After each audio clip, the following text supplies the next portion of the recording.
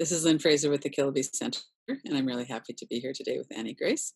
She has a great energy and a lot of innovative programs. And Annie, maybe you could start just telling us a little bit about who you are and how you got onto this path and where you are now. Yeah, absolutely. Thanks so much for having me, Lynn. So yeah, my name is Annie Grace, and really for me, it has been kind of a lot of, I guess, what I would say happy accidents now that didn't feel so happy sort of at the time or in the moment. I have what I know now is somewhat of a different story than a lot of people with alcohol, in that I didn't drink a lot until I was in my mid 20s. So alcohol was really a non issue, very take it or leave it. Don't even remember, probably could count on one or two hands how many times I drank in college. It just wasn't even a thing. And then when I was in my mid 20s, I moved to Manhattan with my husband, and I started working in various corporate marketing, the world there, and really was come to find out very quickly that the happy hour was as much a part of the work, culture as anything else, and not only as much of a part, but a really vital part. And so, when I wasn't showing up at happy hours, I actually had a boss take me aside and say, "Hey, Annie, like, where are you at happy hour? Why aren't you coming? What's going on?" And I was like, "Oh, well, I don't really drink." And he was like, "Well, it's not about that. It's really about the fact that, you know, our um, our ideas get heard there. That's where you meet the higher up execs. Everybody's too busy with meetings during the day. Like, if you want to go somewhere in your career, you need to show up." And I didn't really have, my parents didn't really drink. I didn't have a huge cautionary story with alcohol. So I was like, all right, didn't even really, to be honest with you, realize that alcohol was addictive. And started drinking, had a method: glass of wine, glass of water.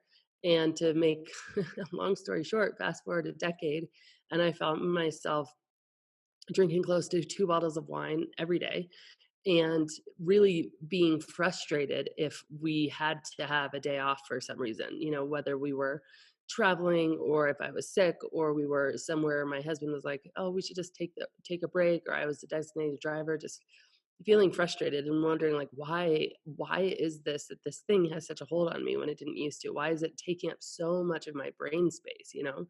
And I could stop drinking for periods of time, but I never felt emotionally okay about it. Like, I would be able to stop physically, but emotionally, I felt sorry for myself. I felt like I was missing out, or like things weren't just going to be as fun, or and so it took up a lot of my thinking. And so I started to, do what most people do: create some rules and limits around my drinking. Okay, I'm just gonna only drink on the weekends, and then I break that rule. Okay, I'm just going to drink, Thursday, Friday, Saturday, break that one. Drink only, only after Wednesday, or only 2 glasses of wine a night, or whatever the case is, and kept just not, finding whatever reason to break them. And I remember very vividly waking up many nights at 3 in the morning, just feeling like, man, you know, what is wrong with me? Like, why is it that this has such a hold on me? What happened? Who am I even? This doesn't make any sense. I'm totally in control in every other area of my life. I'm seeming to do good. Nobody even knows this about me. But like, for me, it's tearing me up, and feeling a lot of emotional upset about that. And and one day I was coming home from London. I had been there for a work trip, and I had been drinking the entire time.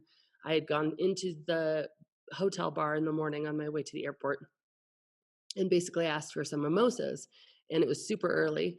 And the waitress said, "Well, we haven't opened the champagne yet because it's too early. The bottle will just go flat, but I can make you a screwdriver." And that was one of those little lines that, like, hadn't really crossed, like hard alcohol first thing in the morning. But I was like, okay, I feel so bad. I just need to get through so I can fall asleep on the plane. Like, okay. And so I had a few screwdrivers. And I remember getting off the train in the airport and sitting there. And I actually, just started journaling at that point. And I remember very vividly, I have the journals, sitting there writing, like, really realizing that what I was trying wasn't working. Also, really feeling like, what anything that was out there wasn't for me. I didn't feel like I resonated with anything. I actually had a girl, a very close friend of mine, who got sober with AA, and when I asked her, like, "Oh my gosh, we drink as much as I drink as much as you. What do I need to go to AA?" And she's like, "Oh no, I learned that I'm an alcoholic. I was born this way. You're not." And that was 6 years before this epiphany. And so I was like, "Okay, well, obviously that's not for me. Where do I fit in this?" And not maybe asking that question consciously, but definitely feeling like, "All right, there's gotta be an answer here that I'm not seeing." And I think it was in that moment that I really started to ask a different question, which, I stopped asking what was wrong with me, and I started asking, "Okay, well, what's changed? Like, why is it different?" And I started looking more at the substance of alcohol than at myself. And I actually did something really radical to your summit title is I stopped trying to stop drinking, and I just made a commitment to myself. I knew that the hamster wheel I was on of making limits and breaking limits was just taking my self-worth into the toilet. I knew it wasn't working. And I said, "You know what? I'm just going to take as long as it takes, and I'm just gonna find the answer to why is it different? What's changed? Why is it that this fermented liquid in a glass has such a hold on me?" And I just committed that that was my promise to myself. And I really felt like that was one I could keep because I was like, I can do that. And so that really started very close to a year's worth of exploration. I made a list of all the reasons that I drank, and I asked a lot of my friends why they drank, and I had this huge long list, and I just started going through it methodically and saying, "Okay, relieve stress. What does the science say? Does it really relieve stress?" And lo and behold, does the opposite. And there's all these neurochemical reactions as to why. Okay, enjoyment, having fun, pleasure. What does the science say? Again, alcohol, repeated drinking actually steals your brain's ability to process normal pleasures, right? Who knew? So, over and over, every single thing that I'd been told that alcohol does, it did pretty much the opposite. And I was left with this like, well, why then are we drinking this substance in like not only levels that are just crazy? I mean, I knew with my build and my height that like 2 bottles of wine was an insane amount of alcohol to be drinking. But, like, why is it that, like, when I talk to people about this at all, it's like, "Oh, you're not the one with the problem. I've never even seen you drunk." Like, there's this threshold for being a problem, and I got really, really curious about that and, realized that alcohol is one of the only things that, and I guess you could expand it to any substance addiction, but that 100% is success and 99.9% is failure. And then I looked into studies about that, and I realized that there's a lot of evidence and a lot of studies that say, like, actually a compassion led approach, an approach that's full of grace. And the more somebody treats their mistakes, not as mistakes, but as part of the path, as learning, instead of abject failures that they should be punished and shamed for, um, the faster they do recover. And I, at that moment, also learned about something called spontaneous sobriety, which is basically people recovering without any formal treatment. So never walking into a meeting, never going into rehab, and learned that not only is it more effective percentage wise, but it lasts longer and has more longevity, according to the research that I read. And I was like, okay, what is this thing? And it was fascinating because my dad is someone who's spontaneously sober. He would call himself a very serious alcoholic in his early 20s. And I don't know if it was when I was starting to come along or what happened, but one day he just up and stopped. He just was done. He reached his threshold. He's done. It's been 40 some years. He's just done. And and he's not the type of person that if somebody's like saying, "Oh, I bought this $150 bottle of wine. You want to have a sip, Jordan?" He'd be like, "Sure, I'll have a sip," but he wouldn't have a glass. He doesn't want it, right? But like he's not. So some people would be like, "Well, he's not even sober." And he doesn't care if he's sober or not. It's totally irrelevant to him. Like it's not even a conversation in his life. And I was like, "Okay, that's so interesting. Like that's what I want my goal to be. I don't necessarily want my goal to be sobriety or long-term recovery. I want my goal to be that alcohol is small and irrelevant for me, that it doesn't take up my brain space, that I'm not defined by this." And the most amazing thing, Lynn, was that through that process of research and discovery and understanding why we found ourselves in the place we found ourselves and why specifically I found myself in the place I found myself, my desire to drink left. It was uncanny. And I remember walking out of my office and telling my husband, like, I think I'm done drinking. Like, if you want to split a bottle of wine, we can do it. But I think I'm not really going to drink after this. And that was almost 5 years ago. And yeah, it's like just gone. And it is amazing because people will say, well, are you sober? And I'm like, no, I drink as much as I want whenever I want. I just literally have not wanted to have a drink in 5 years now. And that for me is a place of really true freedom of making it really small and irrelevant. And so I had done all this research on the computer, and then I'd been writing my reactions to it. And so I had this really humongous document of all of this. And I was like, okay, people like might benefit from this. So I figured out how to post it on a web page. I didn't even get email addresses because I didn't know how to do that. That was too complicated for me, but I just posted it somewhere. And within the first 2 weeks of me posting it, 20,000 people downloaded it. And I started getting letters from all over the world and people saying, oh my gosh, this works for me too. This is incredible. I've been trying this for so long and it hasn't worked. And now this resonates and it's amazing. And I actually got a letter from someone because I had posted my email address and he said, you really should make this a book.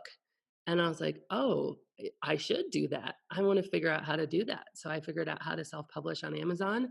And it was very word of mouth, kind of guerrilla organic marketing, and went crazy. And then last I'd say it was almost 2 years ago now, the book ended up getting the attention of publishers, and so it ended up going to auction among the top 5 publishers, and I ended up signing a 2-book deal with Penguin Random House and Traditionally Publishing last January, so it's been really cool, but That's a really interesting road to get into the kind of the big time in terms of the big 5 publishers and getting your word out there, and yeah. Well, part of what you said right at the beginning when you were talking was how you didn't really have alcohol around in your home. My family was similar. My dad would have, like, a couple drinks of rum at Christmas, and mom never drank, but we never talked about it either. Like, it was never like, you should be careful about alcohol, or there's, some people get addicted, or, and 3 out of the 4 of the siblings ended up partnering with people who had problems with alcohol. And I just thought, part of the reason for that is because there was just no discussion about it or anything, which, and then I drank pretty seriously too. And in my mid 20s, I stopped. I think for me, I was getting really sick from it. And I realized I just didn't want to vomit that much. So yeah. I stopped. But again, it just didn't have any draw particularly for me after that. And it wasn't hard to quit. So I didn't have that physical addiction, I think, that some people have. Yeah. Yeah, yeah, I can really relate to that, and I think that it's, Yeah. you know, I have pretty big disclaimers on all of my books and my work. Is like it's really important to kind of gauge that for yourself because I think while my work can help with the mindset, really open your eyes to the realities of the science about alcohol and what it does in a way that's really relatable. It also is not going to help you detox, and that can be such a dangerous thing. And so I always do feel like I need to like be really careful with people because there are certainly instances where we need to have medical per- Yeah. intervention and just be careful with ourselves. Mhm. Mhm. Yeah. So the people that you work with now, um, so you have the book and you have programs, and so I noticed there's this 30-day program that you have that starts in the new year, or you run those regularly through the year? So yeah, so I always have a free 30-day challenge that it's called the alcohol experiment, Mhm. and anybody can just go and sign up anytime, and it's self-paced, so you go and choose your start date, and then a few times a year we run it live, so we get a whole big group of people all going through it together at the same time, and that's pretty fun. We've done 1,000 people, we've done 3,000 people, and just get like a big group and create a whole kind of culture and camaraderie, and it's a pretty exciting thing. For the people that are doing that, what are some of the insights? Like, could you share a few stories about some of the people who've been through that? Yeah, it's amazing. I think that there's all walks, right? So There's people who have really been trying lots of different things for a long time, and it just hasn't been working. And there's something that happens within our brains when we try something and it doesn't work, or we make a commitment and we break it to ourselves. We're much more likely to make and break that same commitment. And so it's kind of like this self-fulfilling thing. And it might not even be wrong, anything wrong with the thing they've been trying. It's just that because they've been trying it so much and it hasn't been working, they've built a belief that it isn't going to work. And so to have something very markedly different feels really new to them because there is a core desire to really stop. So I think there is certainly a good percentage of people that come into the alcohol experiment with the intention of stopping drinking. Like that's what they want to do. They want the 30 days to be a launch pad for the rest of their life. And that's what they want to do right from the beginning. And I think there's a lot of other people who come in and they truly are approaching it like an experiment. They're coming in to say, like, okay, I hear all this hype, especially in the media lately. Am I going to feel better? Is my skin going to look better? Am I going to lose weight? Am I going to sleep better? What's going to happen? And I always say, well, just try it and see. Like, take a little experiment, see what happens, see how it goes. And so there's certainly that a bunch of people who go through it very much for an experiment and do get a lot of mindset shifts and then go back into drinking, but with kind of a much more mindful approach. And I think that's really the goal of the alcohol experiment. It's not to, eradicate or demonize alcohol, although a lot of the science does just it's just you tell the truth, and it is pretty damning to the substance. But it's much more to say, okay, well, look, getting in your car is dangerous. Going skydiving is dangerous. People choose to do it anyway. So why don't you just very carefully, with all of your brain, know the facts and then make a decision so that your decision isn't being made for you based on societal programming, conditioning, prior experiences, your parents, and everything else. So it really is at the crux of it about taking a very mindful approach and saying, okay, let me know everything about this thing that I probably ingest more than anything else, and then let me decide with that knowledge. And the truth is, some people realize that, oh, geez, well, a 30-day break, it's not going to do it for me, right? And that's a huge win too. And I consider any outcome a win, really, because if you get one day in and you're day one, day one, day one, day one, by day 4 or 5, you're kind of like, oh crap, well, this is a problem, and you have this awareness now to where you didn't necessarily have it before. That because I know for me that was really true. I always thought, oh, it's no problem to just drink less or stop drinking until I tried to drink less or stop drinking. And I think that that point for a lot of people is I always say, like, awareness can be so painful, but it should always be celebrated because you can't change what you're not aware of. And so there's absolutely a group of people who I'd say it's a minority because the marketing is really careful about, like, look, this is not recovery, it's not treatment, this is just a little challenge. But there is certainly a group of people that get into it and realize, okay, I need more than this, and then they take those next steps, whatever that might be.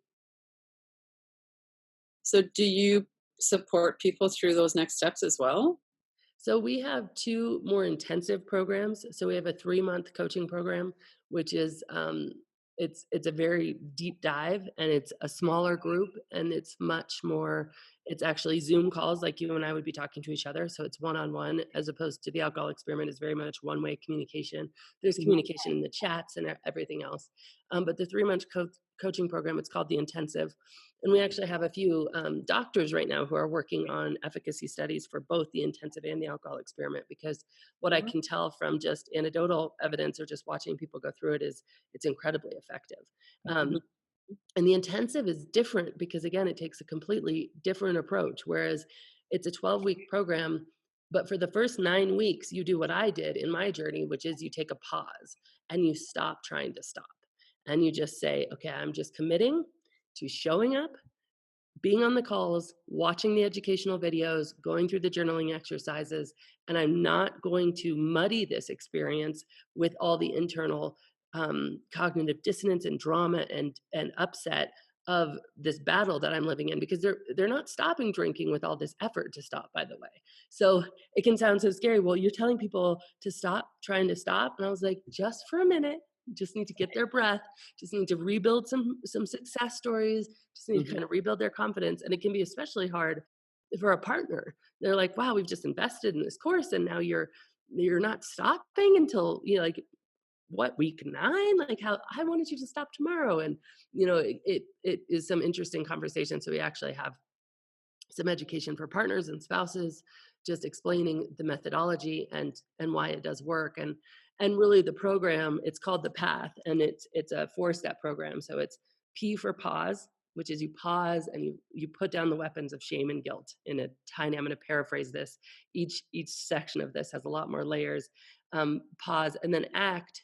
A is for act, and that's a technique I've developed. It's called awareness, clarity, and turnaround, and that's very much this. It's a I didn't realize it was really probably a CBT technique until, after, and someone told me, "Oh, this is like CBT," and I was like, "Oh, I've never studied that." So it's interesting in that regard, but I think it probably for people to just get around it, but it's really becoming aware of the thoughts that are driving your behaviors, clarifying where they came from, are they true or not true, with research, and then turning them around.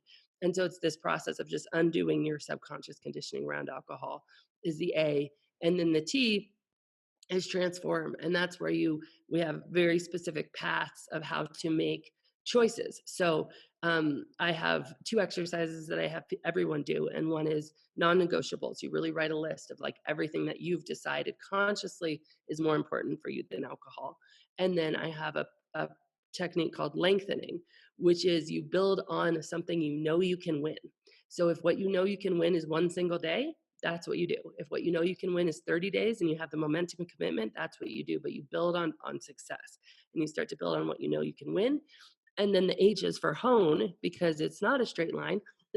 It's an up and down. And that's really for just holding yourself and each other with a lot of grace and revisiting. Okay, I drank, what went wrong? What was happening right before it? What was happening during it? What was the underlying thing?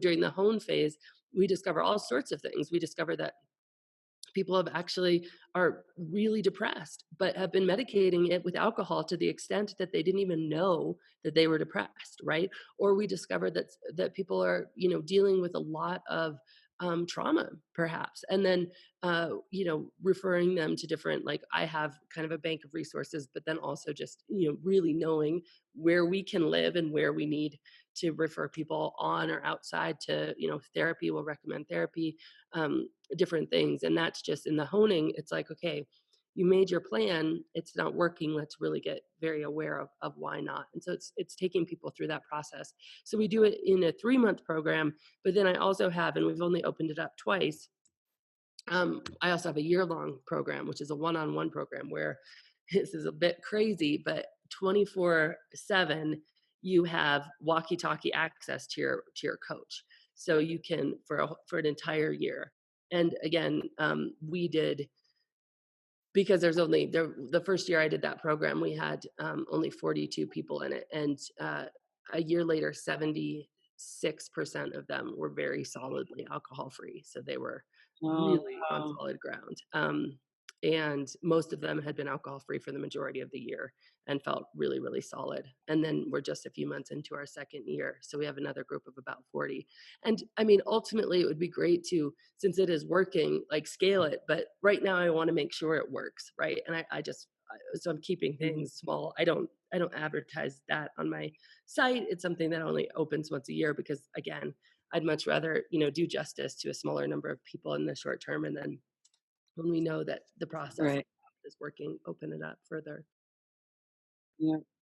One thing I just talked to so many interesting people in the summit, and last year I was talking to Ken Seeley from Intervention 911, Mm. and he was talking about programs that are available for doctors and pilots and lawyers where they have 5 years of support.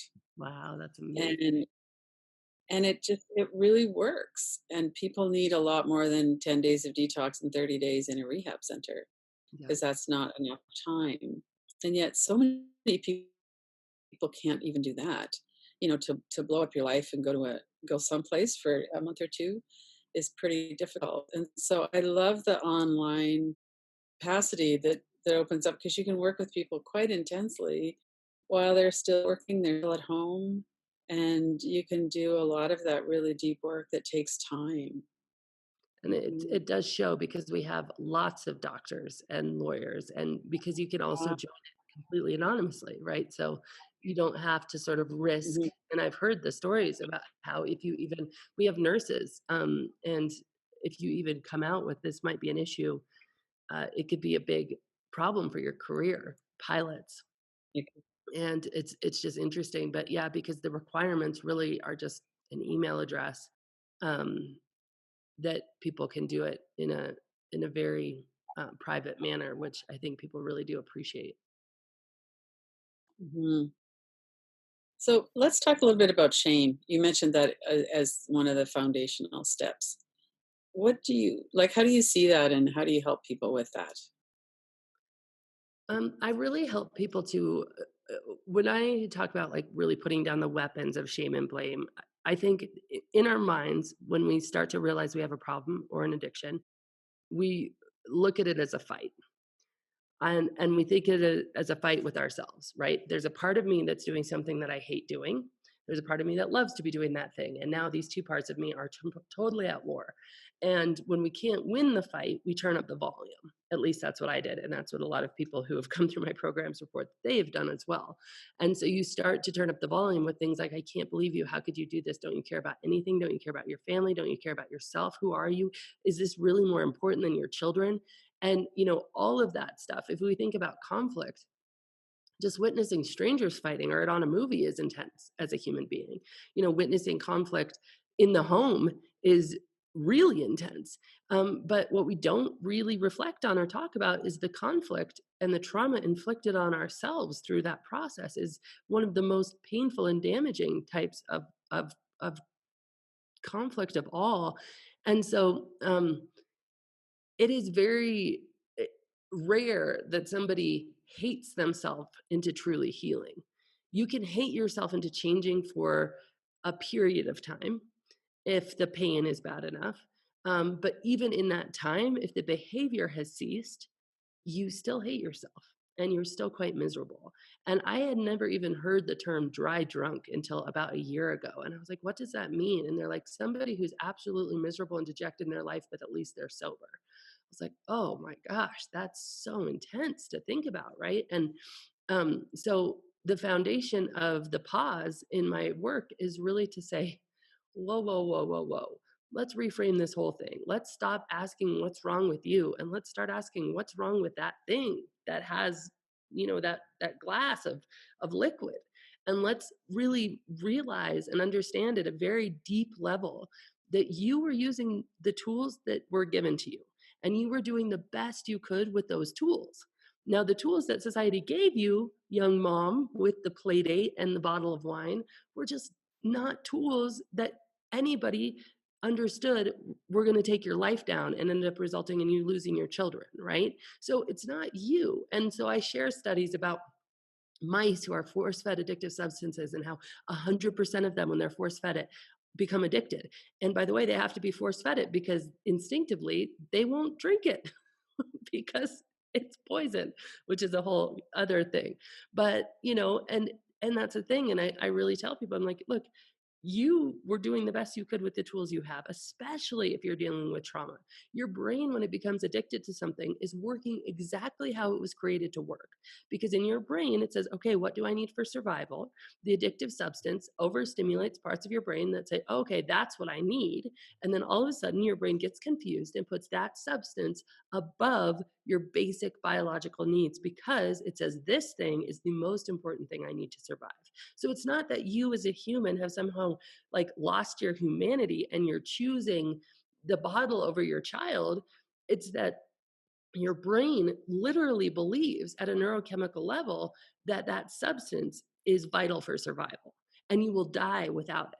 And so when you start to see this, and I'll show this in like, again, studies with mice, which have, are hugely applicable here. where mice will walk across an electric grate and get blisters on their feet, and they will forego food and forego water and neglect their young in order to get at the substance that they've been force fed that they're now addicted to. And then, as you know, the studies further confirm that if those mice were subject to that substance during a traumatic experience, or even when they were just left alone or without companionship, the level of addiction and how quickly it becomes something paramount for survival is very quick. So when a human being goes from drinking socially in college to drinking to survive motherhood, or drinking to survive a divorce, or drinking to survive an abusive spouse, or childhood trauma, oh my gosh, boom. But again, your brain is just doing the best it can with the tool you've given it, right? And so all of a sudden when you say, oh my gosh, it creates space for you realizing, wow, it wasn't my fault. I'm not a horrible human. I can put down all of these weapons that aren't working. And by the way, I can put down weapons full stop because they're not the answer. And through that, you allow the space to say, but it is my responsibility because I am the only person that can change it. And when that changes, when that shifts, oh man, everything changes. Like that's 99.9% of all the work right there is that shift from being at war with yourself to realizing that you've been doing the best you can, to realizing but it's still my job to fix it. Right, right.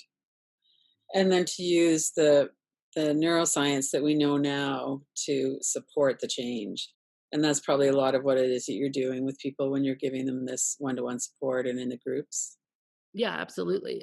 We have a process. It's called HRT, Heart, and it stands for Hope, Relationship, and Tactic. And it's how every coach should approach every single interaction. And the hope Mhm. is simply really, really drilling in that, like, this is a hopeful thing. Human beings, again, the studies show that we won't try something we don't think we can succeed at. We Mm, won't do it. And right, we can't force ourselves to do it. So we need to believe that this is possible. And that happens in tons of ways. It happens by seeing your peers doing the same thing. It happens by actually being in the group dynamic, which even in the one-on-one coaching, we have weekly group calls with your whole tribe. So you have one-on-one access to your coach, but you're in a group that's supporting you, which is so key and so vital. yeah, And then we build the relationship of just really because nobody wants advice they don't ask for, and nobody's asking for advice from someone they haven't like really seen. Okay, you have what I want, so mm, now that's the advice I want. And then the third thing is a tactic, which is really whether it's a journaling exercise or whether it's really digging deep into a belief with some studies.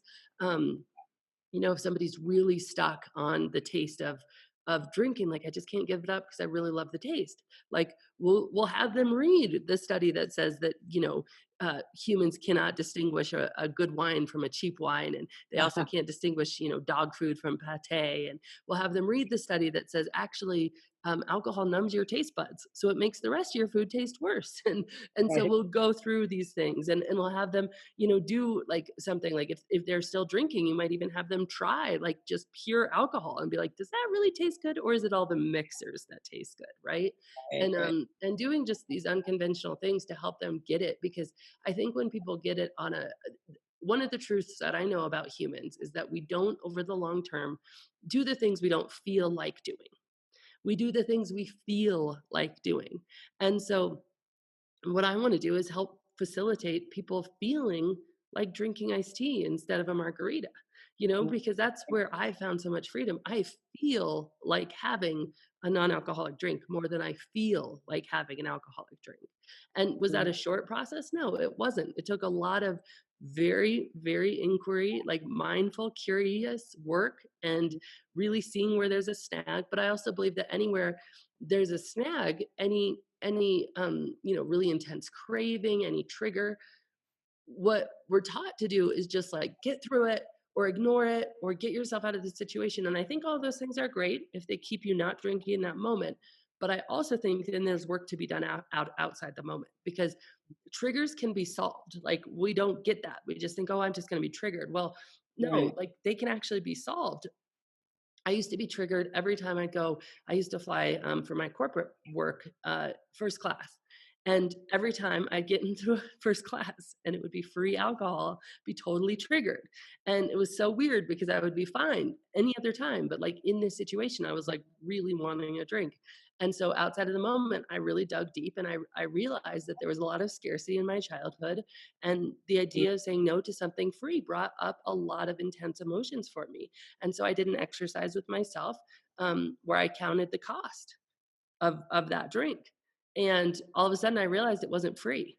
And so then that trigger, like I don't have any anymore. It's not that I have to just resist it every time I would be offered free alcohol. It's that I literally don't have it. I'm like, oh, free? Uh-huh. I know. I know that's not free. And Ah, so we really, that's part of the hone process, the H in path, is we really like go deep into where's the trigger and let's solve it so it doesn't haunt you anymore, right? Instead of let's just resist it. Willpower is almost a bad word in my work. And I know that willpower has a place, but willpower by its nature indicates that you're in a fight because you have to use right. your will. You push, push, pull, pull. There's power, there's will. Like you are fighting against something. Whereas if you solve the trigger, there's no fight. And so that's, ultimately the goal. So instead of having to say no to a free drink, you're saying no to a drink that you don't isn't free. So you've got that clarity that in fact it's not free. Right. It's going to cost me my morning. It's going to cost me um, my self-esteem. It's going to cost me some brain cells. It's going to cost me use of my prefrontal cortex. It's going to cost me my husband being disappointed in me. It's going to cost me disappointment in myself. I mean, the list goes on and on. And I'm like, wow, that is a lot of cost. I would rather pay you not to have that drink at this point. Right. I'll give you $50 to not drink that, and Not then the whole conversation changes. yeah, true. So were you still working in the corporate environment where the happy hours were so important when you stopped drinking? Yes, I was. I continued to work there for it was years, maybe just over a year. I'm trying to remember the exact timeline, but yeah, I didn't stop. I stopped drinking, well before I published the book, and then I didn't stop working until after I published the book. I had this really actually incredible opportunity where my company, which was headquartered in London, and I'd spend months every year in London, living over there and just traveling. Had a visa and everything, and they said, "Okay, we need you to move." And I said, "Well, what if I don't move?" And they said, "Well, the other option is offering you a severance package." And I was like, "Oh my gosh, well, all right, I just have this book coming out. I know I don't want to go live in London. Why don't I just see if this will work?" Right? So that was really how that Cool. worked out. Yeah, it's very Yeah. cool. Yeah. So what was that like for you to be or did you continue to go to the happy hour and without drinking or what was Yes, that? Yeah. I did. I was so gung ho that I was not gonna shift my outward life. Now it was really interesting because I think that I went too far. And I'll give you a very poignant story to explain exactly what I meant. So I'd show up at all the dinners, I'd show up at all the things, and I remember we left a late night dinner. So we left the restaurant. We were all having a great time. It was really fun. And it was funny too, because things shifted because I was the boss too. So like if I didn't order wine, nobody would order wine, but I knew they wanted it. And I didn't want to make things like, I was like, I don't want to impose my will on you. So then I'd go and I'd order wine for everybody and then just ask them to bring me something else after everybody had poured their wine, and then everybody was fine. But it was funny. I had to navigate some of those things to make sure that, like, because I always felt very strongly that this is a decision for me. Mhm. And amazingly, by making it 100% about me, there's been a massive ripple effect in the people that I know in my life. um, Not even any of the people that I've reached online, but like just in real life. But so this one night we left the restaurant about 10:30 at night, and everybody's like, "Okay, we're gonna go to this bar." And I was like, "Okay." And so we go and we're standing there, and its music is so loud and it was smoky, and I couldn't hear anything. And I'm just like sitting there, and like there was some office romance that was starting to happen right next to me, and other people were in conversations and like nothing. And I was just like sitting there like, and so I got back to my hotel room at like 1 in the morning, and I called my husband because it was earlier in the US. And I was like, "Man, I guess I'm wrong. I guess I can't have fun without alcohol." I was like, "That sucked." And he's like, "Wait a second." He's like, "Did you have fun at dinner?" And I was like, "Yes." He's like, "Okay, give me a break. That situation is not fun. That's why people have to drink alcohol." It's like, "Oh." And so just that clarity, because I did have this panic moment of like, "Oh, I guess I can't really have fun." It wasn't a I'm gonna drink, but it was a, Right. "Man, this kinda sucks." And then I realized, I was like, "Okay, there's a certain point where it's just not fun anymore." And by the way, like, when somebody's getting drunk and you're no longer getting drunk, wow, it is so much, it's like mind-bogglingly, eye-openingly, holy cow, because A, you remember that that used to be me, and B, you realize, like, after a few drinks, you're not sharing the same space as they're sharing. You're not sharing the same reality. The funniest, wittiest people would just become really dumb. And I was just like, "What?" And I'm always all for the social experimenting, like, looking at people, watching, seeing what's happening, observing, and it's mind-boggling. So, yes, I still do all the things, but I also now know that there is a point where it's not fun. And by the way, when it's not fun, nobody knows if you leave, 'cause you That's just true. ghost. I love ghosting. It's my favorite thing. Just don't even say goodbye. Just say, "Hey, how was the night?" "Oh, you were there too." Nobody even notices you're gone. It's fabulous. When I quit drinking, I was still bartending. And I noticed that after a while, I just got really, really sick about being around people who are drunk because they're so boring. Yeah, And that was part of the reason why I quit bartending too. Yeah. totally makes It sense. changes everything, but it doesn't mean it's not fun. I think you get to a point where you're like, okay, the loud music, the smoke, it's not fun. So why would I stay here? Yeah. Yeah. Yeah, for sure. So these cultures that, so much of our culture is built around the social lubrication of alcohol, and people can't kind of relax until they've had a drink or two. It's so built in. Do you, in your social circle now, do you hang out with people who drink as well as people who don't drink, or what's Yes, that? I do, both all the time, and it's really interesting, and again, I get like my, "Huh," because now I'll show up somewhere and I'm like, "All right, I'm ready to hang out," and I do notice that the drinkers, which are most people, um, they need a few, like, even mentally, they need a few before they're ready to hang out.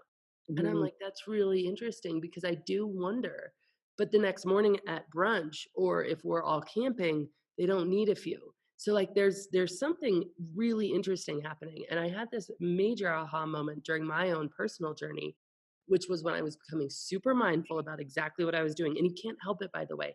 If you're still drinking and at the same time you're going in the wee hours and learning exactly what alcohol does in your brain, you cannot help becoming like the most observant person of how it feels in your body and what's actually happening. And so I had this moment where I was like walking out of my office, and I'd always have this ritual walking out of my office, going to the cabinet. There's the box of wine because I was no longer drinking the bottles because I didn't want to know how many bottles, how Oh, much more than one bottle I drank. And right. I'd get my glass, which was right next to the box. I'd pour my wine, and I noticed I felt better then. I felt better pouring the wine before I ever took a sip. And I was like, "Oh my gosh." And I'm actually working with a research firm in Australia right now. We're just kicking off a project to see if this is true. It's going to start with a survey, and then if we have enough evidence, we're actually going to try and construct something where there's almost a placebo, and Uh, we're going to see where people start to loosen up, with and without, alcohol, but not knowing it's not alcohol. Hopefully, that's my right. dream. I don't know. He's like, the researcher's like, "That's gonna be a tough thing to conduct." But I'm really certain, at least in my experience, that the relief was not in the actual drink. The Mhm. relief came in the knowing that I was switching from work to home, in the ritual, in the process of it. And I Right. really can observe that. I started observing it. So I'd go out, and I remember being in France, in Paris, and I was having dinner by myself, and this very like big group of and I didn't speak the language, so this was even better because it was like, so you can just so observe based on Ah, everything that's not, actual words. And so they walk in, and it's like 8 of them, I think, and you could tell they were just off work. They were all still dressed up. You could tell they were coworkers. They all sit down around this table, and everybody's kind of like humdy dum, and And then like they open the menu and they start like bantering about what they're going to order and like bantering about the wine, and like the waitress comes over and the whole mood changed, and like the wine hadn't even come, and all of a sudden they were like this. And then it took a long time that night to deliver the drinks, but they were like already going, but it was just like it was coming, right? It was happening. And so I think there's so much of it that is really mental for us, that we're almost as adults like, kids don't need permission, to, yeah, they might cling onto your leg for a few minutes and get the lay of the land, but then they're going. And so Right. we don't tolerate that little few moments in us where we're like, okay, is this group cool? Is this party cool? We think, oh, we got to just drink and then it's cool. But no, it's just let yourself have a few moments and then you relax anyway. It's really Right. interesting. That's interesting. Yeah. They did a study several years ago now about diabetics and saw that when diabetics were starting to think about making a meal, that their insulin was being changed. So it Wow. wasn't actually the food that was changing it, it was the thinking about the food. So I wouldn't be surprised at all if there's so many associations around drinking and relaxation. And it wouldn't be surprising that it's the associations that let us relax, and we look forward to the drinking that's going to happen, and we look forward to feeling that way, and then we don't actually need the drinking in order to make that happen necessarily. Yeah. Hmm. Well, that's interesting. So when you're working with someone who's kind of on the fence, and there's some trauma that they're using alcohol to manage, um, and whatever it is that's happening, they know that drinking has become a problem. They know that they need to do something. What are a few kind of first steps that you might advise for people? And it could be some of your programs that you do too. So I think I really we do not claim at all, and we don't really dig into past. We don't claim to be therapy. We're really coaching in the true sense of like coaching being a creating forward momentum and forward trajectory. So Mhm, I see like my job in that situation is to really help this person understand that the emotions, in order to process and handle and deal with the emotions that they're numbing, those emotions have to be allowed to be felt and surfaced. And mhm, I think that that's one of these things that we just, uh, yes, is it more intense to live like sober without drinking and without numbing yourself? Absolutely. Absolutely. Like, have I cried more tears? 100%. Have I laughed a lot more? Also true, 100%. But it is very much more open. But like what I've learned is that our emotions are truly our guide to when something really is wrong. And that might be something wrong, like some intense traumatic experience, but it might also be something wrong, like a thought error and just a story that we've created about someone or something in our immediate environment that might not actually be true. That, by the way, because it makes us uncomfortable, we've been numbing it and we haven't allowed ourselves to explore whether or not the story is true, or even allowed ourselves to question it. And so, what I really help people to understand is that healing is on the other side of feeling your emotions. It's mhm, not actually on the other side of medicating your emotions, and medicating, by the way, the symptoms, not doing it in any way that's a cure. I like to use the analogy of like, pretend you had a festering wound on your hand, and alcohol is like taking a Band-Aid and putting it over the wound and just letting it be dark and warm and fester. And is it going to be nasty when you pull off the Band-Aid? Yes, of course it is. But on in that nastiness, you can clean it and tend to it and heal it and expose it to the air and the light and allow it to heal itself. And so I think that's, yeah, we really see our job in just helping people understand that true healing is on the other side of feeling. And when you're numbing, it's very hard to heal something you're numbing, because you can't even understand the cost of staying stuck, right? Because you're just numbing the pain. So yeah. mhm. So the people that go through your 30-day alcohol experiment, what kind of do you have kind of percentages of the people that actually just turn away from it completely, or do people just use it like as an annual reset, or what's people's experience with that? So we are working on percentages, like we've just introduced. So I had a survey, but I didn't know anything about survey design. So from our survey, we were able to realize that, um, and this is a weird statistic because of how I designed the survey, but that the average person spent 77.8% of the 30 days alcohol free. So that's interesting, but it doesn't actually do anything for us because we don't know what percentage of people were 100% alcohol free and what percentage of Oh, I see. Okay. right? So, like, Yeah. that statistic doesn't actually give me anything. So, I involved a few like experts in the field to, and we've just actually launched a new survey where we're going to be able to get that information on a much clearer level. Now, I will tell you that we do have a lot of people who come back, and people will come back in two forms. If you've done it once, you can come back and be a mentor, which is just like a volunteer thing. You write mentor in front of your post, you encourage others, you show up in the group, and you get to just do the whole thing like again as from a mentor perspective. And a lot of people will just come back and just do it again because the truth is that people will take a 30-day break, they'll feel great, it'll be amazing, they'll feel like superwoman, and then they'll go into their normal life and it's like, oh wow, that's a crash. And then they learn, okay, actually there's stuff that has been under here, because I think we can get a lot of momentum from a time period that's fixed, Hmm. but it doesn't actually necessarily address some of the underlying things. And so then you need to really do that. And so I offer, um, obviously, our own programs for people who want to go further into that, or depending what somebody's dealing with, if it feels like something that really they need to go back and deal with something in their past, we'll point people to therapy.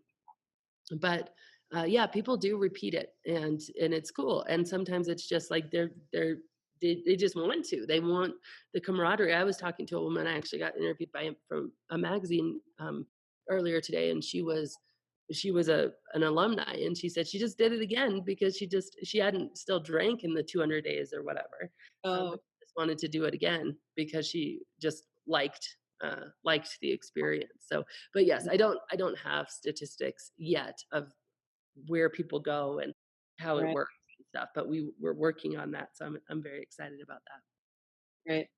It would be interesting to know as well, although this is harder to quantify too, is what's happening with people's shame. Are they feeling more comfortable with themselves now? Are they happier? All of that. Because it's not just like you say, it's not just whether or not you're drinking. Yeah, absolutely. And I think, I mean, anecdotally, I could say yes, 100%.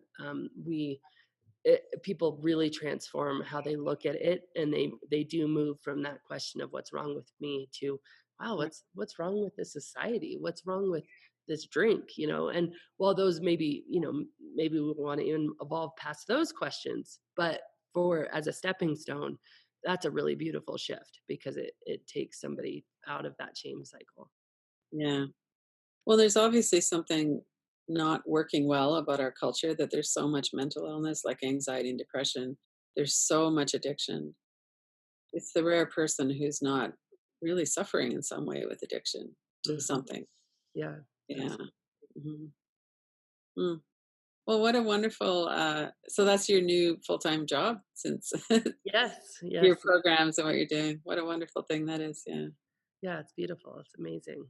Yeah. So let's just tell people how they can get a hold of you. What's their best way? Awesome. Well, if they want to try the 30-day challenge, it's always free at alcoholexperiment.com. And if they're interested in anything else, my podcast is This Naked Mind. It's got like 3.2 million downloads. I think it's really popular, and it's just every week I have someone come on and tell their story, and then I also have another episode weekly where I answer just questions like any question you can imagine. I Mhm. answer. So, and then my website is thisnakedmind.com. Okay. So people can reach you there. Yeah. Well, thank you so much for doing this. Yeah, It's it's been been a great. pleasure. Thank you, Lynn, for having me. Hello, this is Lynn Fraser with the Kiloby Center Radical Recovery Summit. We are so excited to bring you the lineup for January 10th to 19th, 2020. Go to radicalrecoverysummit.com to see the new headliners for 2020 and to sign up. You can watch free January 10th to 19th or buy an all access pass.